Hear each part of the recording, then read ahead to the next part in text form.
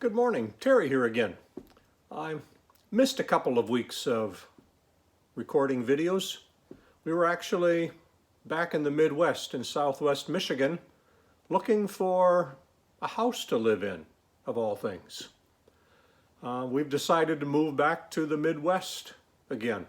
That next move will complete the third round trip from Michigan, where we grew up, Southern California, and then returning.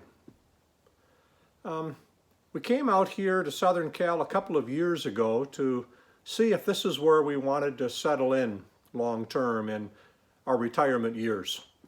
As a experiment, as something we thought would be fitting for us. But it's interesting, after a couple of years, the fit isn't quite right. We never felt like we belong, like we settle in, that it was an atmosphere that necessarily supported our continued development and transformation, at least not in this little setting where we are now. And we know that the pandemic has made a big difference on relationships and so on. But we decided just the last couple of months that it'd be good to move back to our roots, back to a little bit smaller town, a little bit easier pace, and so on. And it's interesting the thoughts that go through my mind as I consider this move back. One is a statement by a person author I've read a lot. I think he comes from the Buddhist tradition, that says, just remember, wherever you go, there you will be. Kind of a funny way of stating it, but knowing that if I'm moving 2,200 miles again to find something that I can only find internally, so it's checking internally, sitting with that and saying, am I just escaping something or hoping to find something there in myself that I can't find here? If so, it's not worth the move. So I've had to think that through and concluded, no, that is not the primary thing. And I thought of a colleague, Jim Koch, who advised a while back, and I've always remembered it, that he says, if you're going to make a significant move as you are aging, make sure that you do so when you're still vital, when you have energy and curiosity. Don't wait too long. Move and then build relationships, create new patterns, find new community or whatever, when you still are, like I say, active and intrigued and curious and reaching out. I'm thinking, once we make the decision to move back, let's not wait. It's important to just to go for it.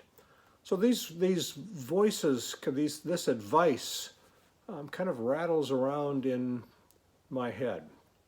And there are other factors, like the cost of living is an important one, and being near a family is a pull, something that's important to us. So there are various factors, but people have been curious. First of all, that we made the decision quite quickly. I mean, 2 months ago we hadn't considered it so much, but just decided that yes, this is something we want to do. So they were surprised that for some reason Anita and I are able to make decisions like this quite quickly at this stage in our life. Others are a little surprised or wonder what went wrong, what happened. And we've always held two things in place. One is we moved here to Southern California as our forever home. This is something that we really wanted to live into and fit in. And at the same time, not really in opposition, but at the same time, it was like, this is an experiment. It's an adventure to see, how would this work? How do we fit in Southern California? How do we thrive here? How do we keep being transformed here without deep engagement in work? Anita is not nearly as engaged with relationships at work because of the pandemic, working from home. Plus, she's decided to retire on June 30, so that's another factor coming up. And for me, not being engaged deeply, like 50, 60, 70 hours a week in a church setting, working there, those relationships aren't there as much. So would Southern California be a place that we could find relationships and build in and thrive? And we've made some attempts in that direction. It just didn't work. I guess you could say as something as vague as it just doesn't feel right. And back in Michigan feels more like home.